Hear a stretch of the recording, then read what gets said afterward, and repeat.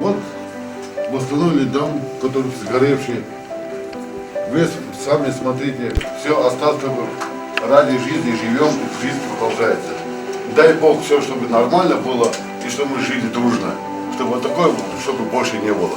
Қордай ауданында былтырғы оқиғадан кейін оңды өзгерістер болды. Қазір ауданда жағдай тұрақты. Бейбітшілік пен келісім жобасы және мемлекеттік бағдарламалар аясында көптеген жұмыстар атқарылды. Төтенше жағдай орын алғанда Масаншы, Бұларбатыр, Ауқатты ауылдарында бірқатар үй мен кәсіпкерлік нысаны зардап шеккен еді. Кейіннен мемлекет тарапынан қолдау көрсетіліп, барлығы аз уақыттың ішінде қайта қалпына келтірілді. Азаматтық қорғау туралы заңына сәйкес бірінші кезекте 41 үй мен 13 кәсіпкерлік нысанына 213 миллион теңге бөлінген, ал 103 нысанның терезе әйнегі демеушілер мен тұрғындардың өз қаражаты есебінен бүтінделген. Оқиға кезінде үйі отқа оранғандардың бірі Абдурашид Футор мемлекет қамқорлығына ризашылығын білдірді.